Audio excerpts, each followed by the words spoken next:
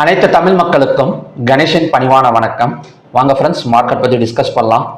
So இன்னைக்கு ஒரு gap up opening தான் நடந்திருக்கு.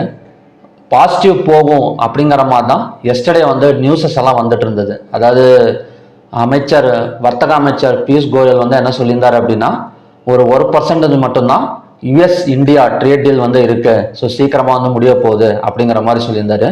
ஸோ அது ஒரு பாசிட்டிவ் நியூஸ். அதுக்கப்புறம் பார்த்தீங்கன்னா நிஃப்டி ஐடி எல்லாம் ஒரு 5 இயர் லோ சப்போர்ட் எடுத்திருந்தது அப்படிங்கிற மாதிரி பார்த்துருந்தோம். ஸோ நிஃப்டி ஐடி எல்லாம் அங்கேருந்து நமக்கு ஒரு 2% ஒரு கேப் அப் ஓப்பனிங் கொடுத்துருந்தது. ஓகேங்களா? ஸோ அதை பேஸ் பண்ணி நிஃப்டி, பேங்க் நிஃப்டி எல்லாமே ஒரு கேப் அப் ஓப்பனிங் தான். சொல்ல போனால் இன்னைக்கு ஒரு ஃபிளாட் மார்க்கெட் ஓப்பனிங் நடந்து மேலே வந்திருக்க வேண்டியது. ஆனால் இன்னைக்கு காலையிலேயே ஒரு கேப் அப் ஓப்பனிங் நடந்து ஸோ அங்கேருந்து கொஞ்சம் 24,597 எல்லாம் ரீச் ஆகிடும் அப்படின்னு பார்த்தோம் அப்படின்னா அந்த இடத்துல ஒரு ப்ராஃபிட் புக்கிங் பண்ணியிருக்காங்க. அதாவது 24,374 ஒரு டபுள் டாப் ரெசிஸ்டன்ஸ் எடுத்துட்டு நமக்கு அகைன் கொஞ்சம் கீழே வந்துட்டு இருக்கு. ஸோ இப்போ நின்றுட்டு இருக்கிற இடம் ரெசிஸ்டன்ஸா இல்லைன்னா இந்த இடத்துல சப்போர்ட் எடுத்துட்டு மேலே வருமா அப்படின்னு பார்க்கறதுக்கு முன்னாடி நம்ம நியூஸ் அண்ட் டேட்டாஸை பார்த்துட்டு வந்துடலாம். ஓகேங்களா? இன்னைக்கு இந்த நியூஸை பற்றி நிறைய பேர் கேள்விப்பட்டிருப்பீங்க. அதாவது அதானி என்டர்பிரைசஸ் QIP ரிலீஸ் பண்ணியிருக்காங்க அப்படிங்கிற மாதிரி. IPO மாதிரியே QIPன்னு ஒன்று இருக்குங்க. ஏன்னா நிறைய பேர்த்துக்கு IPOங்கிறது தெரியும். IPOனா என்ன அப்படின்னா, இப்போ என்ன சொல்றது அப்படின்னா, ஒரு நிறுவனம் பணம் தேவைப்படுதுன்னு வச்சுக்கோங்களேன். இப்போ ஆல்ரெடி ரன் ஆகிட்டு இருக்கிற நிறுவனம் ஒரு 5,000 கோடியில் ரன் ஆகிட்டு இருக்கிற நிறுவனம் இன்னொரு 1,000 கோடி ரூபா தேவைப்படுது அப்படின்னா, ஸோ அந்த நிறுவனத்தோட பேரில் IPO ரிலீஸ் பண்ணுவாங்க. ஸோ அந்த IPO நம்ம எந்த புரோக்கரேஜ் யூஸ் பண்ணுறோமோ அதில் போயிட்டு அப்ளை பண்ணோம் அப்படின்னா நமக்கு கிடைக்கிறப்ப ஸோ அந்த பங்குகள் நமக்கு அந்த ஸ்டாக்ஸ் நம்ம வாங்கிக்கலாம், அந்த ஷேர்ஸை வாங்கிக்கலாம். ஓகேங்களா? ஸோ இதை தான் IPO அப்படின்னு சொல்லுவாங்க. ஸோ IPOங்கிறது அந்த நிறுவனம் பீப்புள்ஸ் கிட்ட ஃபண்டை கலெக்ட் பண்ணுறது தான் IPO. இதுல QIP, அதாவது QIP அப்படிங்கிற ஒரு குவாலிஃபைட் இன்ஸ்டிடியூஷனல் பிளேஸ்மெண்ட் அப்படின்னு ஒன்று இருக்கு. அது என்ன அப்படின்னா, ஃபண்டை பீப்புள் கிட்ட கலெக்ட் பண்ணாம ஸ்ட்ரெயிட்டா போயிட்டு இன்வெஸ்டர்ஸ் கிட்ட, அதாவது இன்ஸ்டிடியூஷனல் இன்வெஸ்டர்ஸ், மியூச்சுவல் ஃபண்ட்ஸா இருக்கட்டும், அதுக்கப்புறம் ஃபாரின் இன்ஸ்டிடியூஷனல்ஸ், DIS, ஸோ இந்த மாதிரி ஸ்ட்ரெயிட்டா போயிட்டு இன்ஸ்டிடியூஷனல் இன்வெஸ்டர்ஸ் கிட்ட ஃபண்டை கலெக்ட் பண்றதுக்கு பேர் தான் QIP அப்படின்னு சொல்லுவாங்க.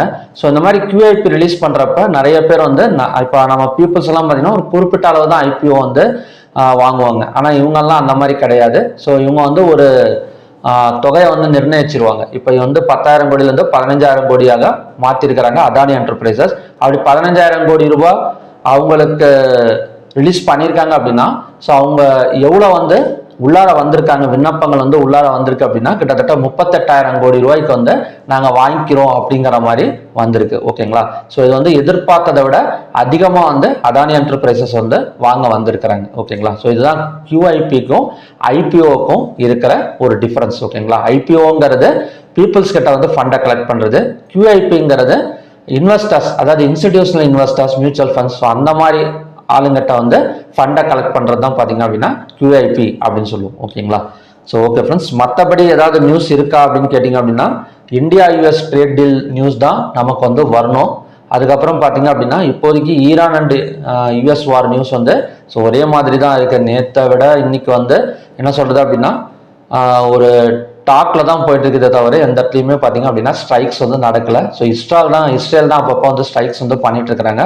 பார்க்கலாம் சாட்டர்டே சண்டே ஏதாவது ஒரு நியூஸ் வருதா, இல்லைன்னா அப்படியே கொஞ்சம் அமைதியாக இருந்ததா அப்படிங்கிறத நம்ம சாட்டர்டே சண்டே தான் பார்க்க முடியும். ஓகேங்களா? ஸோ நெக்ஸ்ட் நம்ம ஸ்டாக் ஹீட் மேப் எடுத்துக்கிட்டோம் அப்படின்னா ஐடி செக்டார் நல்லாவே இன்னைக்கு growth ஆயிருக்கு. ஸோ ஐடி செக்டார் எப்பவுமே மேலே வந்தது அப்படின்னா ஒரு ப்ராஃபிட் புக்கிங் நடக்கும். ஸோ மற்ற இதெல்லாம் கூட கொஞ்சம் ப்ராஃபிட் புக்கிங் நடந்திருக்கே தவிர பட் ஐடி செக்டாருங்கிறது ஒரு ஸ்ட்ராங் ப்ராஃபிட்ல கான்சன்ட்ரேட் ஆகிட்டு நிற்குது அப்படிங்கிற மாதிரி சொல்லலாம். So banking and finance sector so எல்லாமே பரவாயில்லைங்க. லாஸ்ட் டைம்ல தான் கொஞ்சம் ஒரு 12 மணிக்கு மேலே தான் நமக்கு இறங்கியிருக்கே தவிர ஸோ ஓவராலாக பார்த்தீங்க அப்படின்னா ஒரு பாசிட்டிவ்ல தான் நிற்குது அப்படிங்கிற மாதிரி சொல்லலாம். அடுத்தது வேர்ல்டு குளோபல் இண்டெக்ஸ் பாசிட்டிவ்ல தான் இருக்கு. ஒரு 5.23 பாயிண்ட்ஸ் பக்கம் பாசிட்டிவ்ல தான் இருக்கு. ஏன்னா எஸ்டர்டே டவ் ஜோன்ஸ் எல்லாம் கிட்டத்தட்ட ஒரு 600 பாயிண்ட் பக்கம் மேலே ஏறி ஸோ நமக்கு பாசிட்டிவ்ல தான் நின்றுட்டு இருக்கு. இப்போதைக்கு 5.26 பாயிண்ட்ஸ் பக்கம் நமக்கு குளோபல் இண்டெக்ஸ், அதாவது வேர்ல்டு ஸ்டாக் எக்ஸ்சேஞ்சும் பாசிட்டிவ்ல இருக்கு அப்படிங்கிற மாதிரி சொல்லலாம். அடுத்தது வந்து ஓப்பன் இன்ட்ரெஸ்ட்டை பார்த்தீங்க அப்படின்னா ஒரு ஈக்குவல் க்ளோசிங் தாங்க. இப்போ காலையில கூட கால் ஆப்ஷனை பை பண்ணி புட் ஆப்ஷனை செல் பண்ணி வச்சிருக்கிற மாதிரி மார்னிங் கண்டிஷன்ல வந்து இருந்தது. பட் போக போக ஒரு 2 o'clock 3 o'clock எல்லாம் பார்த்தீங்க அப்படின்னா ரெண்டு பக்கமே கேஷ் ஃப்ளோ இல்லை அப்படிங்கிற மாதிரி தான் சொல்லலாம். ஒரு பெரிய அளவில் கேஷ் ஃப்ளோ வந்து கிடையாது. ஸோ ஆல்ரெடி இருக்கிற கான்ட்ராக்டை தான் வச்சு ரன் பண்ணிட்டு இருந்திருக்காங்க. Call option and put option ரெண்டு பக்கமே வந்து நமக்கு வந்து ஈக்குவல் க்ளோசிங் தான். அடுத்தது வந்து என்எஸ்சியில் பார்த்தீங்க அப்படின்னா 3372 ஸ்டாக்ஸ் வந்து ட்ரேட் ஆயிருக்கு. அட்வான்ஸ் வந்து 1735, டிக்ளைன்ஸ் வந்து 1516, அன்சேஞ்ச் வந்து 121. 52 வீக் ஹைல 143 ஸ்டாக்ஸும் 52 வீக் லோல வந்து பார்த்தீங்க அப்படின்னா 21 ஸ்டாக்ஸ் இருக்கு. ஸோ இன்னமும் வந்து 52 வீக் ஹைல வந்து ஸ்டாக்ஸ் நல்ல ஒரு வெயிட்டேஜ் ஸ்டாக்ஸ் இன்னும் வித்ஸ்டாண்ட் பண்ணிட்டு இருக்கு அப்படிங்கிற மாதிரி சொல்லலாம். அப்பர் சர்க்கிளில் 94, லோயர் சர்க்கிளில் 73 ஸ்டாக்ஸ் இருக்கு. செக்டார் வைஸ் க்ளோசிங் எல்லாம் எடுத்துக்கிட்டோம் அப்படின்னா அதாவது ரொம்பலாம் இறங்கலை. இப்போ நேற்று இன்னைக்கு கேப் அப் விழுந்த இடத்துல இருந்து ஒரு பாதி இல்லைன்னா அதுக்கு மேலெலாம் இறங்கியிருக்கா அப்படின்னு கேட்டிங்கன்னா ரொம்பலாம் இறங்கலை. கொஞ்சம் ப்ராஃபிட் புக்கிங் பண்ணியிருக்காங்க. ஸோ இதுக்கு முன்னாடி ஒரு இந்தியா யூஎஸ் ட்ரேட் டீல் வந்தப்போ ஒரு பெரிய கேப் அப் விழுந்து அந்த இடத்துல பார்த்தீங்க அப்படின்னா ஒரு நல்ல ஒரு ப்ராஃபிட் புக்கிங், ஒரு பெரிய ப்ராஃபிட் புக்கிங் வந்து நடந்தது. பட் இந்த ஒரு சின்ன கேப்புக்கு தகுந்த மாதிரி அந்த இடத்துல மட்டும் கொஞ்சம் செல்லிங் வந்து பண்ணியிருக்கிறாங்களே தவிர ஓவராலாக இப்போதைக்கு வந்து ஒரு பாசிட்டிவ் கண்டிஷனில் இருக்குது அப்படிங்கிற மாதிரி சொல்லலாம். எந்தெந்த செக்டார் அப்படின்னா ஐடி செக்டார் நல்லா இருக்கு, Nifty health, metal sector, pharma, so இதெல்லாம் கொஞ்சம் பாசிட்டிவ்ல இருக்கு. Auto sector, bank Nifty, FMCG இதெல்லாம் பார்த்தீங்க அப்படின்னா நமக்கு கொஞ்சம் நெகட்டிவ்ல இருக்கு. ஹைவேட்டேஜ் ஸ்டாக்ஸ் எல்லாம் எடுத்துக்கிட்டோம். ஹைவேட்டேஜ் ஸ்டாக்ஸ் பார்த்தீங்க அப்படின்னா state Bank of India, M&M இது ரெண்டு மட்டும்தான் நமக்கு வந்து இறங்கியிருக்கே தவிர ஸோ எல்லா ஹைவேட்டேஜ் ஸ்டாக்ஸும் கொஞ்சம் பாசிட்டிவ் க்ளோசிங் தான். டாப் கெய்னர்ஸ்ல HCL டெக், மேக்ஸெல், Bajaj Finserv, TechM, doctor Reddy இதெல்லாம் பார்த்தீங்கன்னா டாப் கெய்னர்ஸுக்கான ஸ்டாக். டாப் லூசர்ஸ்னு எடுத்துக்கிட்டோம் அப்படின்னா Axis bank, State Bank of India, Kotak bank, TMPV, Bajaj auto இதெல்லாம் பார்த்தீங்க அப்படின்னா டாப் லூசர்ஸுக்கான ஸ்டாக்ஸ். நெக்ஸ்ட் வந்து நம்ம லெவல்ஸ் பார்த்துடலாம்.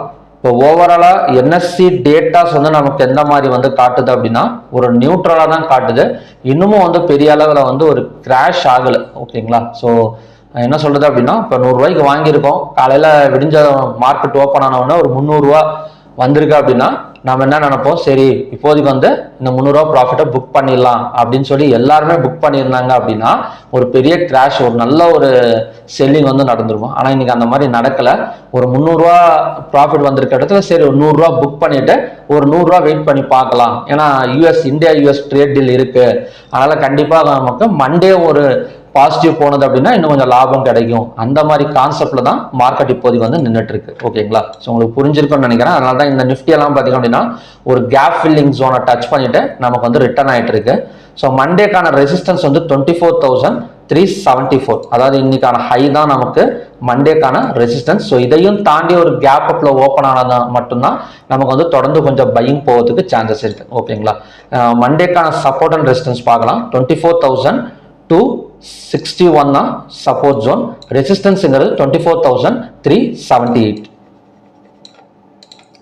அடுத்தது வந்து bank Nifty. So bank Nifty பார்த்தீங்கன்னா ஒரு எம் பேட்டர்ன் கிரியேட் பண்ணி ஒரு செல் சைடு பிரேக் அவுட் வந்து நடந்திருக்கு இந்த இடத்துல. ஸோ இந்த இடத்துல பார்த்தீங்கன்னா தெரியும் பேங்க் நிஃப்டி மட்டும் கொஞ்சம் செல் சைடு பிரேக் அவுட் வந்து நடந்திருக்கு.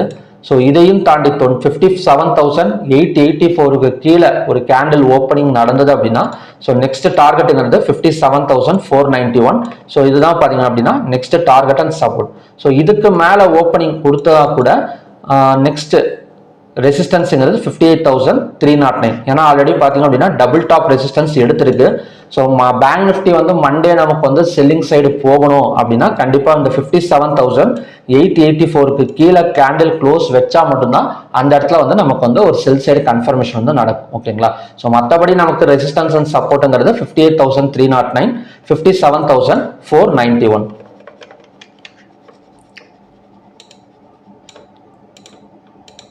நெக்ஸ்ட் வந்து சென்செக்ஸ்.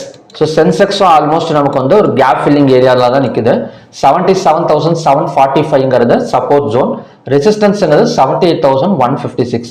இந்த 78,156க்கு மேலே நமக்கு வந்து ஒரு ஓப்பனிங் கொடுத்தா மட்டும்தான் அங்கேருந்து அகைன் வந்து ஒரு பை போகிறதுக்கு சான்சஸ் இருக்கு. நிஃப்டி அண்ட் சென்செக்ஸை பொறுத்த வரைக்கும் இன்னொரு விஷயமும் சொல்லிடுறேன். அதாவது கேப் ஃபில்லிங்கிறது இந்த ரெண்டு கேண்டல்ல தான் டிரா பண்ண முடியும். ஓகேங்களா? அதாவது இந்த இடமும் நமக்கு வந்து கேப் ஃபில்லிங் ஏரியா தான். இந்த இடமும் அதாவது எஸ்டர்டேல இருந்து ஒரு கேப் அப் விழுந்தது பாத்தீங்களா, அதுவும் கேப் ஃபில்லிங் ஏரியா தான். ஸோ கேப் டவுன் விழுந்தாலுமே கூட அந்த இடத்துல மறுபடியும் ரெக்கவரி ஆகிறதுக்கு சான்சஸ் இருக்கு. ஒரு கேப் டவுன் விழுந்தால் அந்த 24,192 நமக்கான நெக்ஸ்ட் சப்போர்ட் ஜோன் தான். ஸோ சென்செக்ஸ் அதே மாதிரி தான். சென்செக்ஸ் அண்ட் நிஃப்டியில் மட்டும்தான் நமக்கு இந்த மாதிரி கேண்டில்ஸ் ஃபார்ம் ஆயிருக்கு. 77,745 அண்ட் 77,580. ஓகேங்களா, இந்த ரெண்டுமே நமக்கு ஸ்ட்ராங் சப்போர்ட் தான். அடுத்தது ஃபின் நிஃப்டி.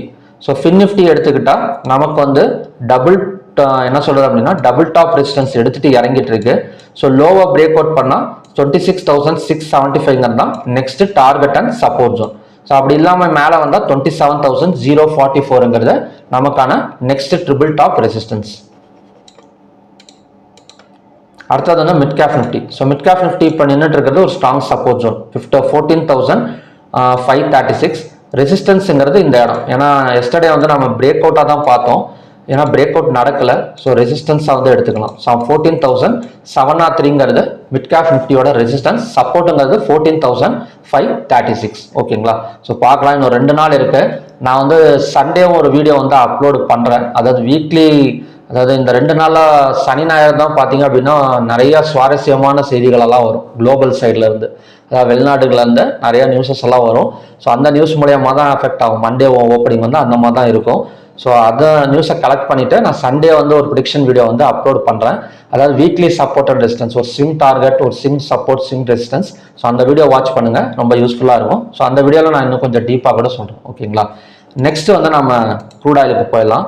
இப்போ க்ரூட் ஆயில் காலையில் பார்த்த ரெசிஸ்டன்ஸ் அக்யூரேட்டாக ஒர்க் அவுட் ஆயிருக்கு. அதே மாதிரி சப்போர்ட்டும் நமக்கு ஒர்க் அவுட் ஆயிருக்கு அப்படிங்கிற மாதிரி சொல்லலாம். இப்போ ஸ்ட்ரைட் ஆஃப் ஃபார்மர்ஸ் நமக்கு நார்மலாக போயிட்டு இருக்கனால ஒரு பெரிய மூவ்மெண்ட்டுங்கிறது க்ரூட் ஆயிலுக்கு இப்போதைக்கு இருக்காது அப்படின்னு நினைக்கிறேன். ஸோ இப்போதைக்கு ஒரு 60-70 பாயிண்ட்டுக்குள்ளார தான் மூவ்மெண்ட் இருக்கும் க்ரூட் ஆயிலை பொறுத்த வரைக்கும்.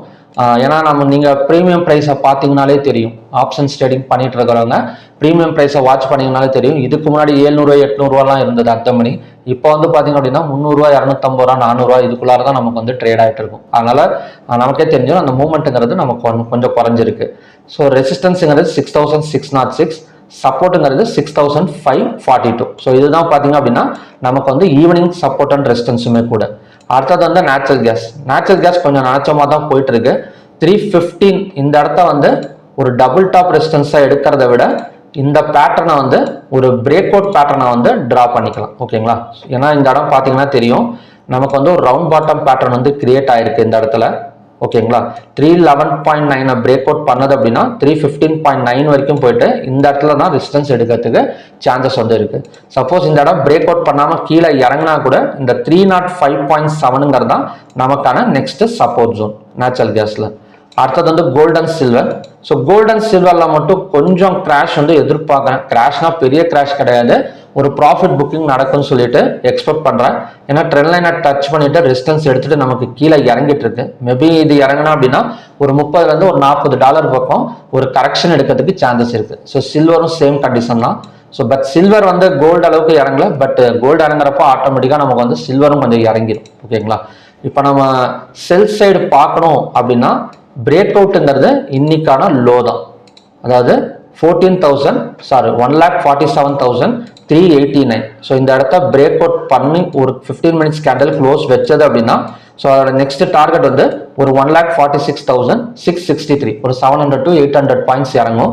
ஸோ இந்த கேப் ஃபில்லிங் தான் நெக்ஸ்ட் சப்போர்ட் ஜோன் 1,46,663. ஓகேங்களா, கோல்டுக்கான ஸ்விங் டார்கெட்டை பற்றி நம்ம சண்டே வீடியோவில் நாம் பார்த்துக்கலாம். ஏன்னா அது 1 டே கேண்டில் வச்சு தான் பார்க்கணும். ஸோ நம்ம சண்டே வீடியோவில் நான் ப்ரீஃபாக எக்ஸ்பிளைன் பண்ணுறேன். சில்வர். ஸோ சில்வர் அதே மாதிரி தான். ஸோ சில்வர் ஆல்மோஸ்ட் நமக்கு சப்போர்ட் ஜோனில் தான் நிற்குது இப்போதைக்கு. ஒரு 2,36,547. ஸோ இதுக்கு செல் சைடு பிரேக் அவுட் பார்க்க வேணாம். இதுக்கு நம்ம சப்போர்ட் மட்டும் பார்த்துக்கலாம். இன்னைக்கான லோ தான் பார்த்தீங்க அப்படின்னா சில்வருக்கான நெக்ஸ்ட் சப்போர்ட் 2,36,547. அடுத்தது காப்பர். ஸோ காப்பருக்கான நெக்ஸ்ட் சப்போர்ட் 1,277.70. இந்த இடத்துல பார்த்தீங்க அப்படின்னா நமக்கு டபுள் டாப் ரெசிஸ்டன்ஸ் எடுத்திருக்கு. ஸோ எப்போவுமே டபுள் டாப் ரெசிஸ்டன்ஸ் எடுத்து நமக்கு நெக்லைனா பிரேக் அவுட் பண்ணிடுச்சு அப்படின்னா 90% மறுபடியும் அந்த டாப்புக்கு வராது. ஓகேங்களா, ஸோ வந்தது அப்படின்னா அகைன் ஒரு நல்ல செல்லிங் ப்ரெஷர் தான் இருக்குமே தவிர ஸோ அதை பிரேக் அவுட் பண்ணிட்டு போகிறதுக்கு இன்ட்ராடேல அவ்வளோ சீக்கிரம் வாய்ப்புகள் ரொம்ப கம்மி.